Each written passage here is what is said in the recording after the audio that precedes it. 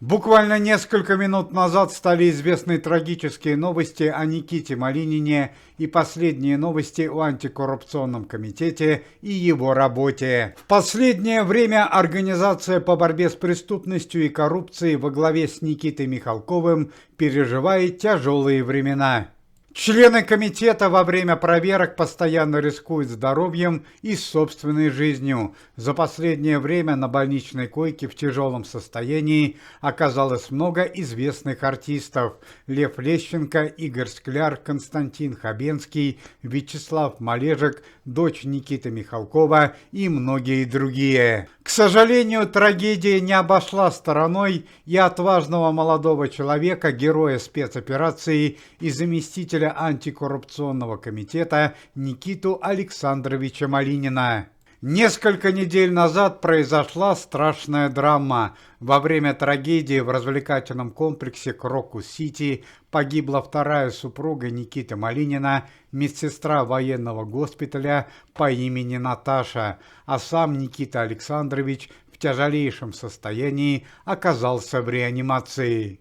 На протяжении 2 недель заместитель антикоррупционного комитета находился на волоске от смерти. Сегодня утром стало известно, что он перенес остановку сердца и клиническую смерть. На данный момент состояние Никиты Малинина критическое. К сожалению, по словам лечащих врачей, даже в случае положительного исхода Никита Малинин никогда больше не сможет работать в антикоррупционном комитете и выйти на музыкальную сцену. С большой вероятностью отважный молодой человек до конца жизни будет прикован к постели. Отметим, что за свою жизнь Никита Малинин прошел трудный и тяжелый путь становления, от участника телепроекта «Фабрика звезд» до честного, порядочного и смелого человека, героя спецоперации. Еще 1,5 года назад Никита Малинин по собственному желанию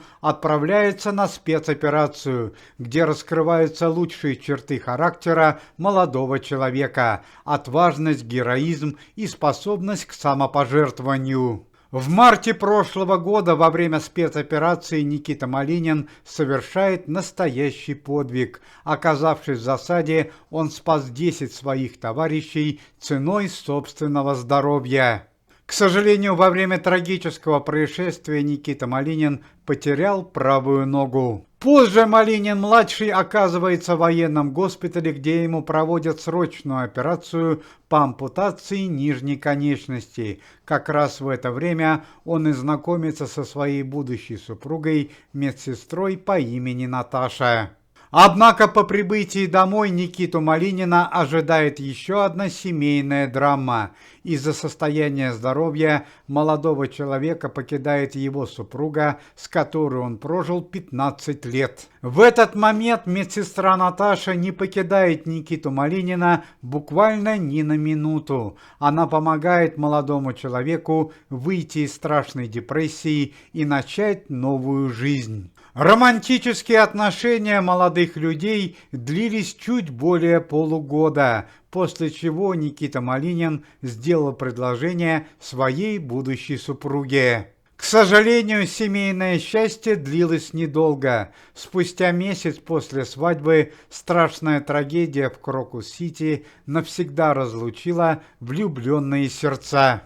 Но и по традиции последние новости о антикоррупционном комитете и его работе. Пресс-служба антикоррупционного комитета сообщает радостную новость о Владимире Винокуре. Владимир Натанович освобожден из-под стражи. Он находится на свободе и приступает к своим обязанностям в антикоррупционном комитете. Напомним, что несколько дней назад во время проверки одного из ночных клубов города Москвы между Владимиром Винокуром и сыном крупного чиновника возник конфликт, после чего Владимир Винокур оказался в камере. Однако антикоррупционному комитету удалось отстоять свои права. Владимир Натанович на свободе, а сын чиновника будет наказан. Против него возбуждено уголовное дело. В связи с постоянными покушениями и нападениями на членов антикоррупционного комитета Никита Михалков потребовал неприкосновенности для членов организации и самого жесткого наказания для преступников, совершивших нападения. Во время антикоррупционной проверки в городе Орске возник конфликт между членом комитета Александром Буйновым и мэром города. Александр Николаевич потребовал объяснить чиновника, откуда у его 30-летнего сына квартира в Дубаях за 33 миллиона долларов.